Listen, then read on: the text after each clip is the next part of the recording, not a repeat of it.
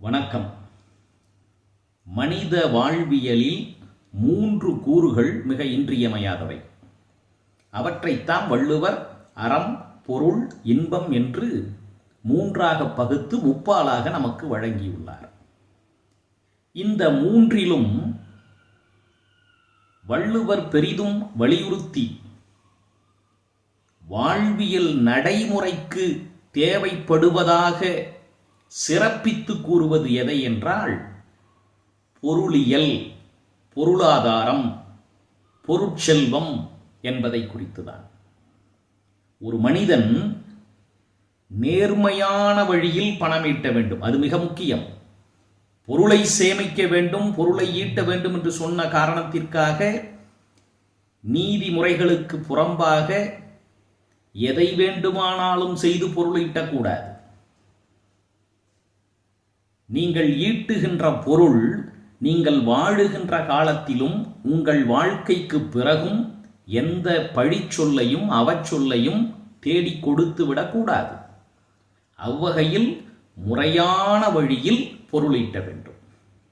எவ்வளவு பொருள் ஈட்ட வேண்டும்? வள்ளுவர் அதையும் கூறுகின்றார். மிகுதியாக பொருள் ஈட்ட வேண்டும், மலை போல பொருள் ஈட்ட வேண்டும். பொருட்செல்வத்தை துறந்து அருட்செல்வத்தை தேடுங்கள் என்று சொல்லுகின்ற நீதி நூல்கள் நிறைந்த உலகத்தில் திருக்குறள் மிகுதியாக பொருளை சேமித்து வையுங்கள் என்று கூறுகிறது. எதற்காக?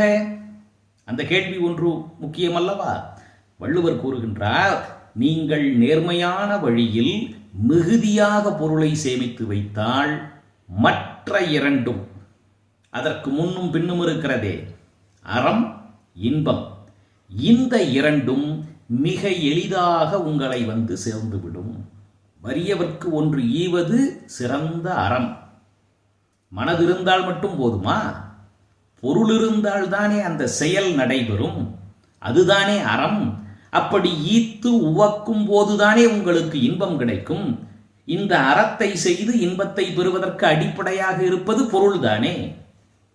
அதனால் வள்ளுவர் கூறுகின்றார், நேர்மையான வழியில் மிகுதியாக பொருளை நீங்கள் சேர்த்தால், இந்த ஒன்றினை நீங்கள் சேர்த்தால் மற்ற இரண்டாகிய அறமும் இன்பமும் தாமாக வந்து உங்களை சேரும்.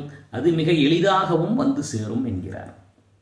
பொருள் செயல் வகை என்ற அதிகாரத்தில் அவர் கூறுகின்ற அழகிய குறள், ஒன் பொருள் காழ்ப்ப இயற்றியார்க்கு என் பொருள் ஏனை இரண்டும் ஒருங்கு.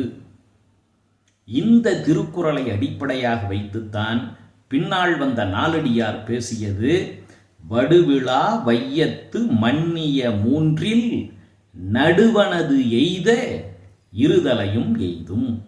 நடுவனது எய்தாதான் எய்தும், உழைப்பெய்து அடுவது போலும் துயர். நன்றி, வணக்கம்.